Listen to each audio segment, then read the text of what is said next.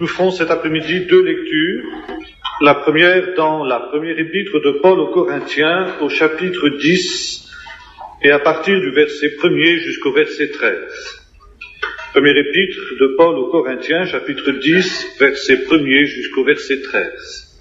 Frères, je ne veux pas que vous ignoriez que nos pères ont tous été sous la nuée, qu'ils sont tous passés au travers de la mer, qu'ils ont tous été baptisés en Moïse dans la nuée et dans la mer, qu'ils ont tous mangé le même aliment spirituel et qu'ils ont tous bu le même breuvage spirituel, car ils buvaient à un rocher spirituel qui les suivait, et ce rocher était Christ. Mais la plupart d'entre eux ne furent point agréables à Dieu, puisqu'ils périrent dans le désert. Or, ces choses sont arrivées pour nous servir d'exemple, afin que nous n'ayons pas de mauvais désirs comme ils en ont eu. Ne devenez point idolâtres comme quelques-uns d'entre eux, selon qu'il est écrit, le peuple s'assit pour manger et pour boire, puis ils se levèrent pour se divertir. Ne nous livrons point à la débauche comme quelques-uns d'entre eux s'y livrèrent, de sorte qu'il en tomba 23 000 en un seul jour. Ne tentons point le Seigneur comme le tentèrent quelques-uns d'entre eux qui périrent par les serpents. Ne murmurez point comme murmurèrent quelques-uns d'entre eux qui périrent par l'exterminateur. Ces choses leur sont arrivées pour servir d'exemple. Elles ont été écrites pour notre instruction à nous qui sommes parvenus à la fin des siècles. Ainsi donc, que celui qui croit être debout prenne garde de tomber. Et la deuxième lecture, dans la deuxième épître de Paul à Timothée, lecture que nous avons déjà faite hier, et nous retiendrons dans le chapitre 4, le verset 4, où il nous est dit que dans les temps difficiles qui viennent, les hommes auront l'apparence de la piété, mais renieront ce qui en fait la force. Il y a quelque temps de cela, je m'entretenais avec le professeur Jacques Ellul. C'était la deuxième fois que je le rencontrais en l'espace de quelques années. La première fois, c'était peu de temps après qu'il ait écrit un livre intitulé « La parole humiliée », dans laquelle il démontrait que l'Église du XXe siècle était en grand danger parce qu'elle risquait de devenir une Église spectacle, une Église où la parole, l'annonce, la prédication de la parole tendait de plus en plus à être remplacée par le spectacle, quelque chose que l'on essayait de montrer. Et en même temps, il rappelait que Dieu est un Dieu que l'on ne voit pas, mais un Dieu qui parle. Et comme cela a été chanté tout à l'heure, au centre du message de l'Évangile, de la Bible tout entière, il y a cette affirmation « Écoute, écoute Israël ». Et lors de ce deuxième entretien que j'ai eu avec lui il y a quelque temps de cela, je lui posais la question et lui disais, après ces quelques années qui se sont écoulées depuis que vous avez écrit ce livre, La parole humiliée, que pensez-vous de l'évolution de la situation? Est-ce que vous écririez encore la même chose aujourd'hui? Est-ce que vous pensez que la situation s'est améliorée? Ou est-ce que vous pensez au contraire que la situation a empiré? Et il m'a répondu ceci, la situation a empiré. Et nous sommes passés à un nouveau stade de la décadence de l'Église. C'est que d'église spectacle qu'elle était il y a quelque temps, tente aujourd'hui à devenir l'Église du divertissement. Et cela m'a interpellé, cette parole m'a interpellé, m'a amené à réfléchir, et c'est pourquoi je voudrais essayer de réfléchir aussi avec vous sur ce danger terrible que la Bible aussi dénonce en relation avec les temps de la fin, l'Église du divertissement. Hier, nous avons vu ce qui concernait le divertissement dans le monde. Et nous avons vu qu'un des pièges de Satan Un des pièges essentiels de l'ennemi dans ce temps, c'est de détourner les hommes, de réfléchir, de penser, et finalement de le détourner de Dieu, de sa parole et de sa vérité, en les divertissant par des choses vaines, en les amenant à se détourner, comme disait l'apôtre, du Dieu vivant. Mais nous allons faire aujourd'hui un pas de plus et voir que cet esprit de divertissement qui est à l'œuvre dans le monde, aujourd'hui sur une échelle qui n'a de précédent à aucune autre époque, cet esprit de divertissement donc est à l'œuvre également dans le monde.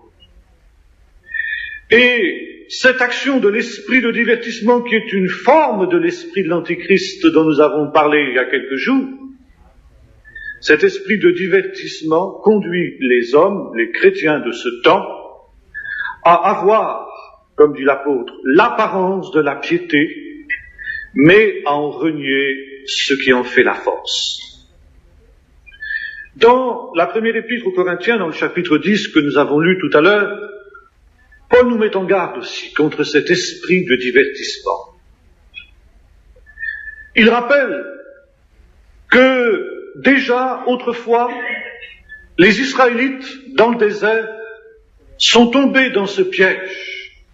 Le peuple, dit-il, s'assit pour manger et pour boire, puis ils se levèrent pour se divertir. Et si vous reprenez le contexte de cette parole de l'Ancien Testament qui est ici citée par l'apôtre Paul, vous remarquerez que c'est un texte qui a à voir avec l'idolâtrie du veau d'or.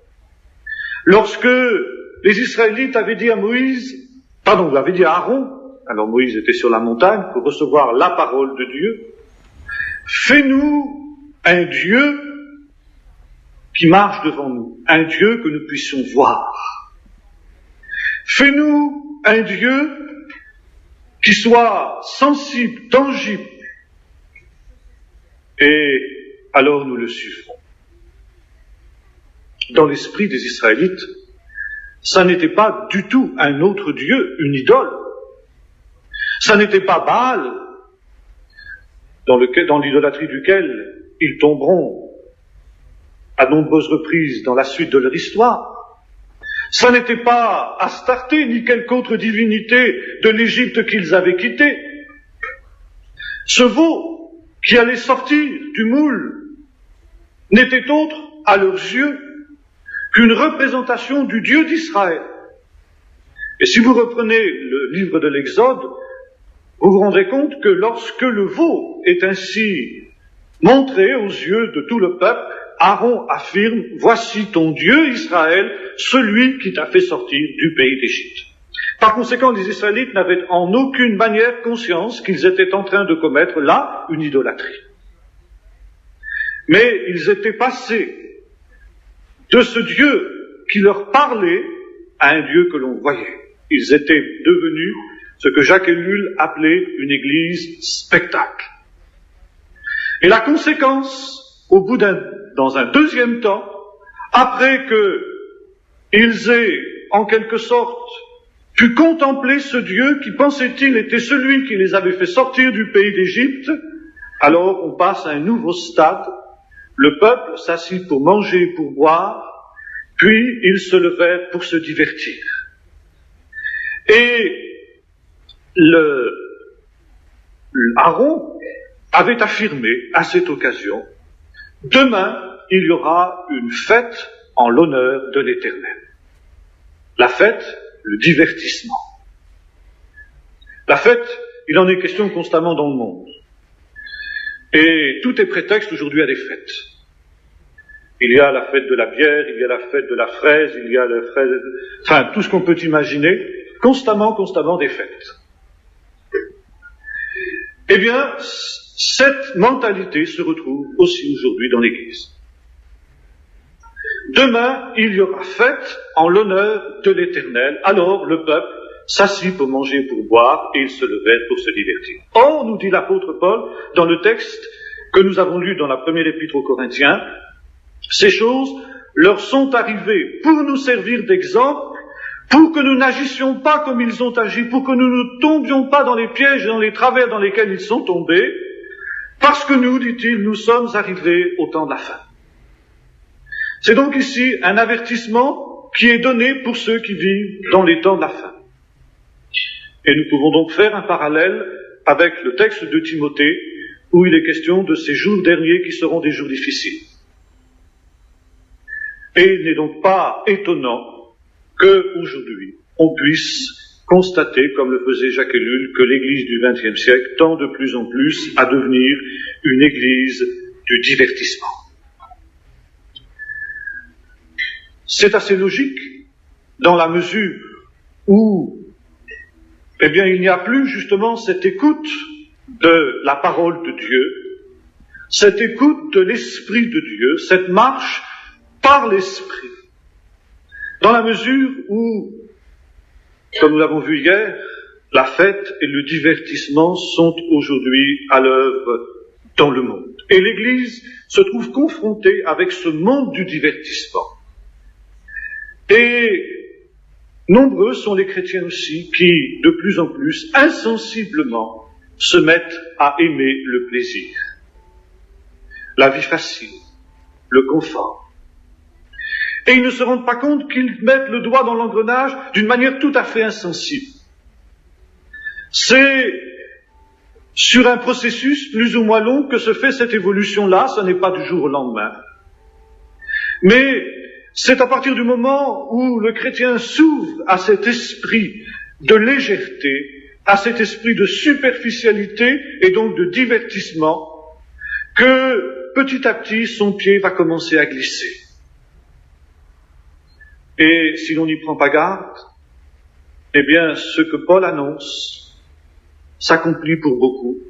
Ils ont l'apparence de la piété, mais ils ont renié ce qui en fait la force. Et les prédicateurs de l'Évangile se trouvent aussi confrontés avec cet esprit de divertissement qui est à la fois à l'œuvre dans le monde et qui est à la fois à l'œuvre dans l'Église. Car on considère aujourd'hui comme une chose banale et normale que de se divertir, et il faut que chacun a droit à son divertissement, à ses différentes formes de divertissement. C'est vrai pour les jeunes, et c'est vrai aussi pour les moins jeunes. Je faisais cette remarque en moi-même il y a quelques jours de cela en recevant une publicité pour une concentration de jeunes dans un pays d'Europe. Et je lisais assez étonné le programme de cette rencontre.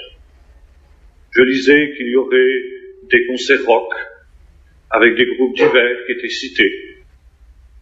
Je lisais qu'il y aurait des pièces de théâtre.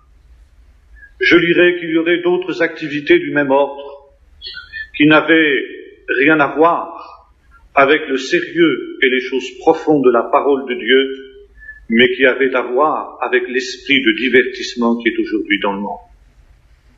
Et je me disais en moi-même, c'est quand même quelque chose d'incroyable. Lorsque j'étais jeune, moi-même, et qu'il y avait des rassemblements de jeunesse, nous nous rassemblions autour de la parole de Dieu. Le thème, c'était la parole de Dieu, c'était l'écoute de la parole de Dieu. Nous allions à ces rassemblements de jeunesse pour écouter la parole de Dieu et pour prier, pour rechercher des bénédictions spirituelles. Je me souviens être allé à des rencontres de ce type pour recevoir la puissance du Saint-Esprit, pour être baptisé du Saint-Esprit ou pour recevoir quelques directions de Dieu. Et maintenant, on propose aux jeunes des rassemblements soi-disant au nom de l'Évangile, non pas pour qu'ils y écoutent tellement la parole de Dieu, même si bien sûr il y avait un thème tiré de la Bible, mais ce thème était-il véritablement le centre de cette rencontre, ou bien était-il un prétexte à cette rencontre? En tout cas, ce qui apparaissait nettement, c'est qu'au centre justement de cette rencontre, il y avait le divertissement. Je recevais aussi une publicité aussi pour une rencontre, cette fois-ci non plus de jeunesse, Et c'est là que je fais un parallèle en disant que cet esprit touche non seulement les jeunes, mais également les moins jeunes. Et c'était une grande rencontre aussi dans un pays étranger, aux États-Unis pour ne rien vous cacher. Et alors là, il y avait encore des choses qui m'ont semblé ahurissantes. Car non seulement il y avait ces mêmes choses que j'évoquais tout à l'heure, concerts de musique divers, rock, jazz et choses semblables. Non seulement il y avait des pièces de théâtre, mais il y avait aussi des soirées de danse. Et puis alors, tenez-vous bien, il y avait ensuite des Jeux olympiques chrétiens. Et des occasions donc de se détendre comme cela. Et puis vous savez qu'il y a même aussi dans certains milieux des clowns, ce qu'on appelle des clowns chrétiens. Mais chrétiens entre guillemets, vous le comprenez bien. Il s'agit de faire rire, il s'agit de distraire.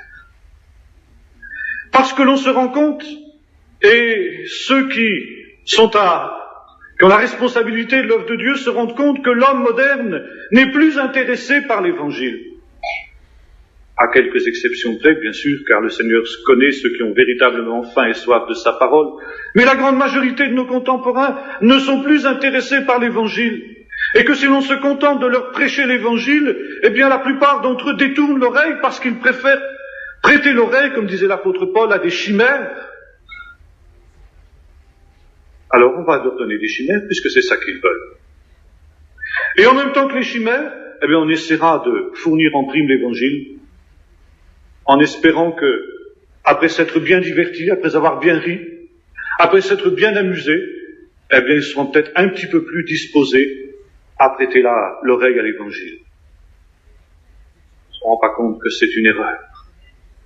Dernièrement, il y avait quelqu'un qui me téléphonait et qui me disait sa souffrance, sa douleur.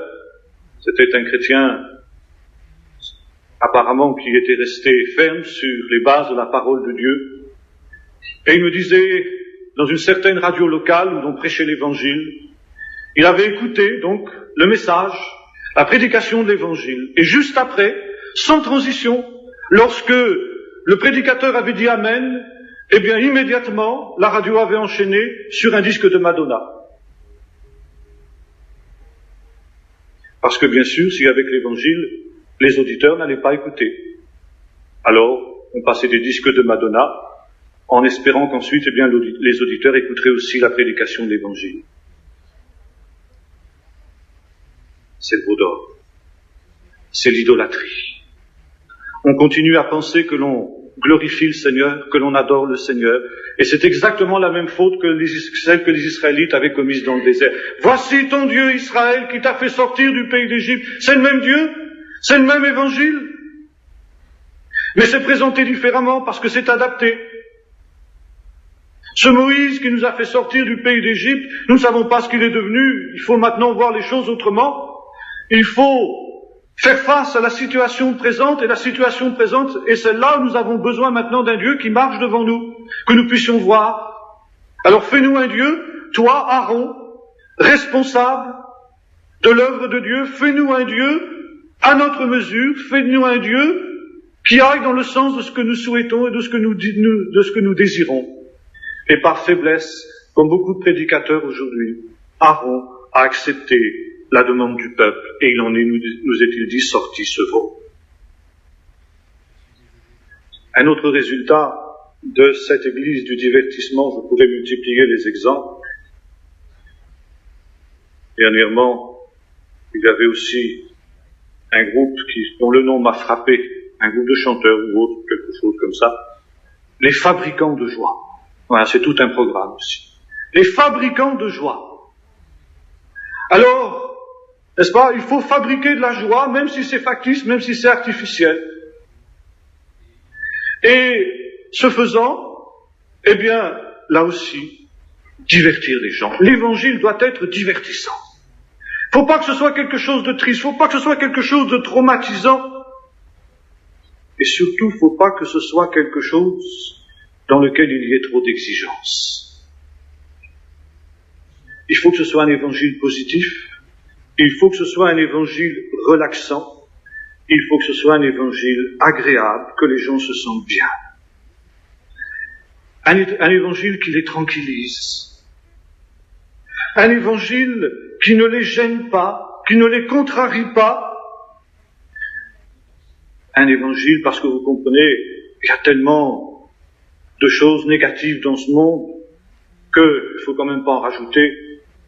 Il faut que les gens se sortent un peu de leurs problèmes. Alors, eh bien, il faut que ce soit vraiment positif. Bien sûr, parler de péché, parler de justice, parler de jugement, parler de repentance, c'est pas tellement agréable, ça. Parler des commandements de Dieu, parler de sanctification, oulala. Alors ça, c'est terrible. Ça, c'est quelque chose qu'on n'est plus capable de supporter. Comme disait l'apôtre Paul, les hommes ne supporteront plus la saine doctrine. Et cet esprit de divertissement qui est à l'œuvre dans le monde et qui s'est introduit dans l'Église a entraîné et entraîne au sein du peuple de Dieu une superficialité terrible et affligeante. En fait, on dit, mais cet évangile-là, il n'est pas pour les chrétiens, c'est pour les inconvertis, c'est pour les attirer à l'évangile. Tout à l'heure, avec l'apôtre Paul, nous nous poserons la question, quel évangile? Mais en même temps, les chrétiens, les enfants de Dieu, qui sont de plus en plus confrontés avec cet évangile superficiel et divertissant, eh bien, voient l'esprit charnel se réveiller. Et comme nous le disions ensemble il y a quelques jours avec l'apôtre Paul dans l'épître aux Galates, nombreux sont ceux qui, après avoir commencé par l'esprit, finissent par la chair. Alors, la superficialité. La superficialité, c'est la marque de ce temps. Il n'est pas question d'entrer dans des choses profondes, mais tout simplement de rester au niveau de la légèreté, de la facilité, de la commodité. Et combien nous sommes loin de la parole du psalmiste dans le psaume 92, qui dit « Que tes pensées sont profondes, ô Dieu !» Mais quand il s'agit justement de nous arrêter sur ces pensées profondes de Dieu, d'essayer d'approfondir la parole, d'essayer d'approfondir notre communion avec Dieu, notre relation avec Dieu, combien sont ceux qui sont prêts à accepter ce programme-là? Et Jacques Ellul allait jusqu'à dire, si cela continue comme cela, on peut se demander ce qui restera de l'Église en Occident d'ici quelques décennies. Après tout, disait-il, il y a des régions entières de l'Asie et de l'Afrique d'où le christianisme a totalement disparu. Toutes ces régions dont il nous est parlé dans le livre des Actes, je pense à l'Asie, la Turquie actuelle, là où se trouvaient ces églises de l'Apocalypse dont il nous est parlé ces soirs, eh bien, où l'évangile a disparu. Et Jacques Ellul disait, pourquoi n'en serait-il pas de même dans nos propres pays si nous n'y prenons pas garde? Si nous ne réagissons pas, si nous n'allons pas à contre-courant de cet esprit qui éloigne les hommes de Dieu, qui les détourne de Dieu, et qui est en train aussi de détourner le peuple de Dieu du but de l'essentiel. Les églises deviennent de plus en plus des entreprises généralisées de spectacles. Et c'est intéressant de voir aussi l'évolution du vocabulaire. Il y a des modes comme ça dans le domaine du vocabulaire qui sont révélatrices d'un certain état d'esprit. Il y a un mot que l'on entend de plus en plus aujourd'hui, c'est le mot convivialité. Et en même temps, on entend de moins en moins le mot communion, qui est, lui, biblique. Convivialité, ça évoque justement la fête. Ça évoque justement cette superficialité qui est en train de pénétrer au sein du peuple de Dieu.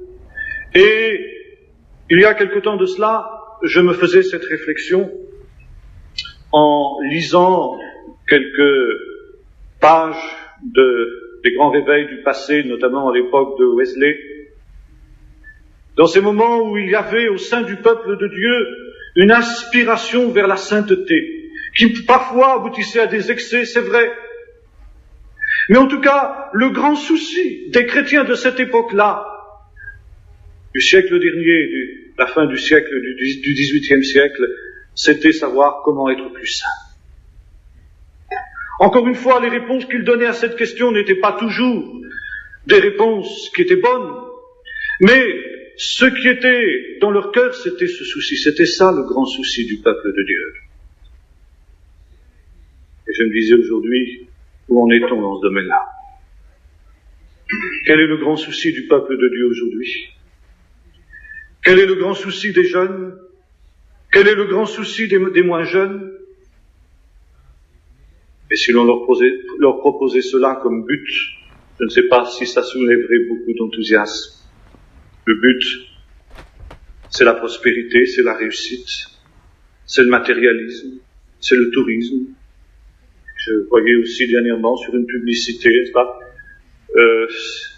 si des jeunes chrétiens désirent participer à une grande tournée missionnaire en Afrique pendant 3 mois d'été, eh bien, ils n'ont qu'à écrire à telle adresse. Alors voilà, au nom sous prétexte de prêcher l'évangile, sous prétexte de faire un travail spirituel, on va faire du tourisme. Et en même temps, on va créer des problèmes là-bas pour ceux qui travaillent sur le champ missionnaire en Afrique. Le divertissement, voilà ce qu'est le souci. Le bonheur, la jouissance, le plaisir, aimant le plaisir plus que Dieu. Et en même temps, il y a le corollaire de l'esprit du monde, c'est que l'on doit réussir à tout prix. D'ailleurs, la réussite est, dans beaucoup de milieux, une preuve de l'approbation divine. Alors il faut réussir à tout prix. Il faut percer dans l'évangélisation. Il faut absolument que le message passe. Et pour le faire passer, eh bien, on n'hésitera pas à utiliser toutes les techniques du monde. Non seulement les moyens techniques, mais également les techniques de marketing et de publicité. Or, il y a un texte que l'apôtre Paul cite dans la 2e épître aux Corinthiens, chapitre 4, et au verset 2, qui est tout à fait caractéristique. Il dit, nous rejetons les choses honteuses qui se font en secret. Nous n'avons point une conduite astucieuse et nous n'altérons pas la parole de Dieu, mais en publiant la vérité, nous nous recommandons à toute conscience d'homme devant Dieu. Nous refusons d'avoir une conduite astucieuse. Eh bien, je ne sais pas si l'apôtre Paul revenait aujourd'hui ce qu'il dirait quand s'il voyait un certain nombre de prédicateurs, que ce soit c'était l'évangéliste dont il nous a aussi été parlé ces temps, qui, en fait, pour prêcher l'évangile, emploient toutes les techniques de marketing et de conditionnement qui sont celles, justement, des faux prophètes de ce temps. Il faut que l'évangile soit séduisant. Il faut que l'évangile puisse être aussi fascinant. Alors, eh bien, on fait ce qu'il faut pour cela. Mais on ne se rend pas compte qu'on est en train de faire de cet évangile un autre évangile. Et vous vous souvenez, c'était le grand reproche que l'apôtre Paul faisait aux Galates. Et lorsqu'il leur disait, ô Galates, qui vous a fasciné, le texte sur lequel nous avons médité il y a quelques jours, dans la suite de ce passage, il évoquait cet autre évangile. Et il disait, si même un ange du ciel ou nous-mêmes, nous venions pour vous prêcher un autre évangile que celui qui a été prêché, qu'il soit anathème, quelle parole extrêmement forte. Mais non, c'est pas un autre évangile, c'est le même évangile. Seulement on l'a un peu modifié, vous comprenez, on l'a un peu dépoussiéré, on l'a mis au goût du jour pour qu'il passe mieux, mais c'est le même évangile. C'est exactement ce que les Israélites disaient dans le désert, lorsque ils ont fabriqué ce veau. Non, non, c'est ton Dieu Israël, c'est celui qui t'a fait sortir d'Égypte, c'est le même Dieu, mais il est plus attractif, quoi. Parce que l'autre on le voyait pas, mais celui-là on le voit, il est brillant, regardez, tout d'or, c'est joli. Ça se voit de loin. Il va pouvoir marcher devant nous, on va pouvoir suivre dans le désert, et puis, simplement au scintillement de l'or, eh bien, on saura où il est. Et lorsque Moïse est descendu de la montagne, vous savez quelle a été sa réaction. Non seulement il a brisé les tables que Dieu avait données à son peuple, mais il a détruit ce veau. Et il a eu cette réaction extrêmement ferme quand il a dit, eh bien, que ceux qui sont pour l'Éternel viennent auprès de moi.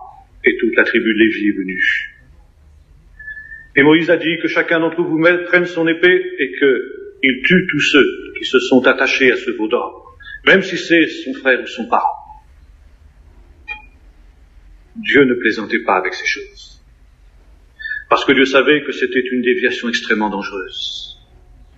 Et lorsque Paul emploie ce langage extrêmement ferme vis-à-vis des Galates, si quelqu'un vient vous prêcher un autre évangile, qu'il soit anathème, c'est parce que lui aussi il sait qu'il y a là une déviation extrêmement grave. Il sait que cela va conduire à la perdition, que cela va amener les hommes et les femmes qui l'entendront, qui s'y attacheront, à manquer le but, à se détourner du Dieu vivant. Et que l'on ne peut pas prêcher l'évangile de la vérité avec les moyens de séduction du monde. Je me souviens d'avoir, il y a déjà un certain nombre d'années, alors que j'étais en route vers Israël, d'avoir visité Athènes. Et Athènes, évidemment, c'est l'acropole avec ses temples. Et alors j'ai voulu voir absolument le rocher, ce fameux aréopage où Paul avait prêché l'évangile à cette foule d'Athènes. Et là, à proximité de ce rocher, je me suis tenu à l'endroit à peu près où Paul se tenait.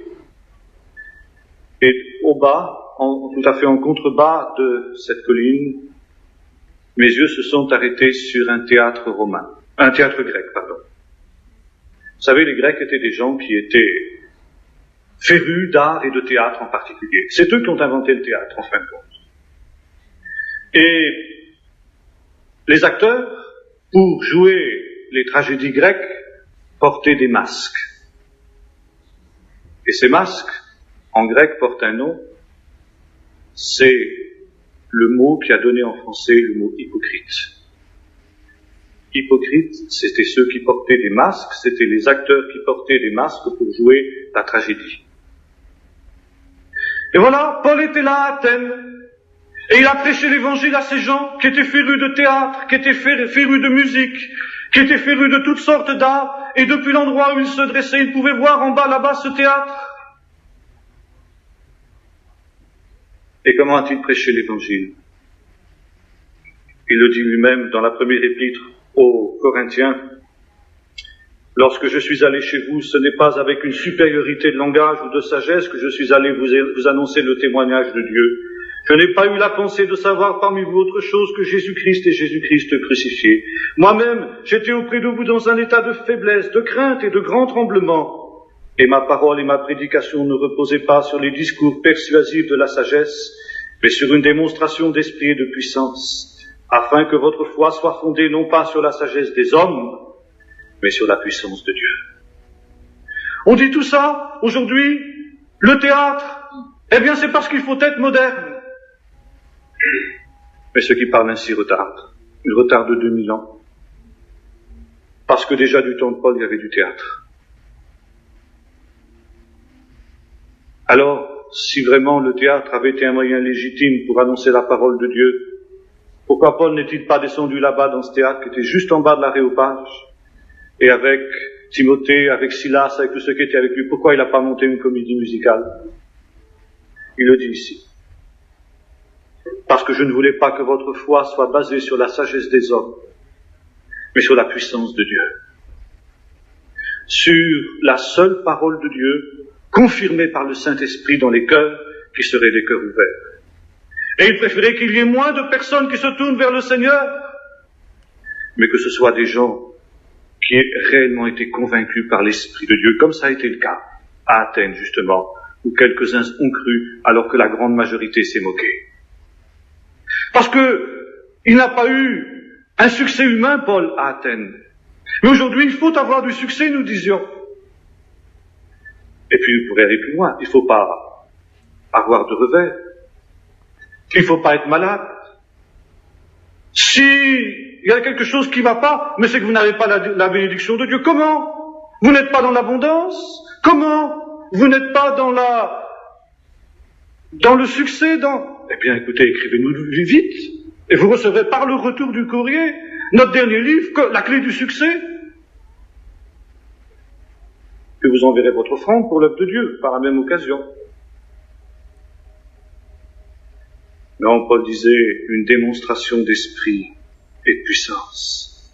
C'est vrai, quand le Saint-Esprit est là, quand le Seigneur est véritablement présent par son esprit, alors il y a une véritable joie. Mais ce n'est pas cette joie artificielle, ce n'est pas cette joie factice de ce divertissement même christianisé.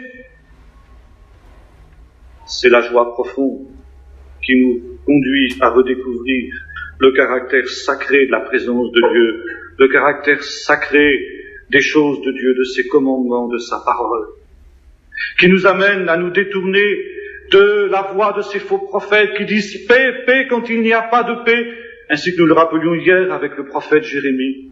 Et combien sont nombreux ces faux prophètes aujourd'hui, ces docteurs, selon le cœur des hommes et des femmes de ce temps dont parlait l'apôtre Paul, qu'ils se donnent, comme ils avaient demandé à Aaron de se faire un veau d'or. Et c'est ainsi qu'insensiblement, le peuple de Dieu glisse vers un autre évangile, et que s'accomplit aussi la parabole des vierges, qui s'assouplissent insensiblement sans même s'en rendre compte. Alors, s'accomplit la parole de Jésus, quand le Fils de l'homme viendra, trouvera-t-il encore la foi sur la terre? C'est étonnant cette parole, cette question que Jésus pose. Il laisse entendre que ça pourrait être ainsi, qu'il pourrait ne plus y avoir de foi sur la terre. L'heure est grave. L'enjeu est énorme. Ici, c'est un appel que le Seigneur adresse à tous ceux qui sont capables d'entendre sa voix pour qu'ils se détournent de ces choses, afin de revenir dans le sérieux de l'Évangile, dans les profondeurs, dans ce qui est juste, dans ce qui est profond, dans ce qui est réellement la révélation de Dieu. Écoute Israël, écoute mon peuple, et je t'instruirai.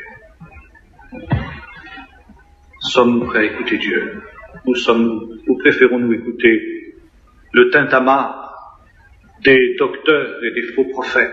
Vous vous souvenez quand Josué était descendu de la montagne avec Moïse qui tenait les tables de la loi, et dit, tiens, il y a un drôle de bruit dans le camp. Qu'est-ce que c'est? Oh, mais c'est un bruit de guerre, ça va mal là-bas. Il faut tout de suite intervenir parce qu'ils sont en danger, ils sont attaqués par l'ennemi.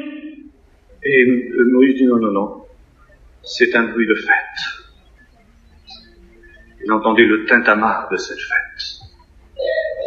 Et aujourd'hui, lorsque nous prêtons l'oreille, nous pouvons entendre aussi le tintamarre dans le camp de Dieu, le tintamarre dans l'église de Dieu, le tintamarre de la fête. Et quand on est dans ce tintamarre-là, on ne peut pas entendre la voix de Dieu. Il faut sortir hors du camp.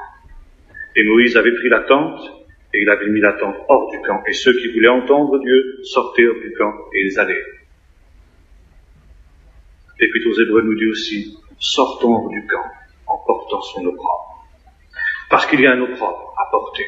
C'est vrai que nous allons ramer à contre-courant. C'est vrai que si nous voulons nous attacher aux choses que nous avons entendues et reconnues comme vraies, alors il faudra ramer à contre-courant et ça va coûter. Sommes-nous prêts à payer le prix? Sommes-nous prêts à accepter de sortir du camp en portant son opprobre? Si nous le faisons, alors la visitation et la grâce que le Seigneur nous donnera vaudra toutes les souffrances et tous les renoncements que cela nous coûtera. Parce que la grâce de Dieu, la protection de Dieu, la victoire de Dieu sera bien plus que tout ce que nous serons appelés à abandonner pour marcher dans cette voie-là. Que cherchons-nous? Quel est l'évangile auquel nous voulons nous attacher? L'évangile de la facilité, l'évangile du divertissement, l'évangile qui fera de nous des gens qui n'auront que l'apparence de la piété et qui auront perdu ceux qui ont fait la force et qui verront les portes se fermer comme elles s'étaient fermées devant les vierges folles?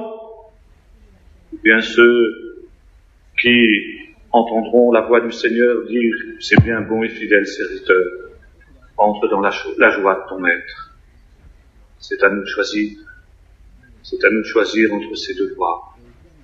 C'est à nous de voir ce qui est essentiel, de séparer ce qui est précieux de ce qui est vil, pour ne pas nous laisser divertir, pour ne pas manquer le but, et pour abandonner les choses vaines et nous attacher à l'essentiel.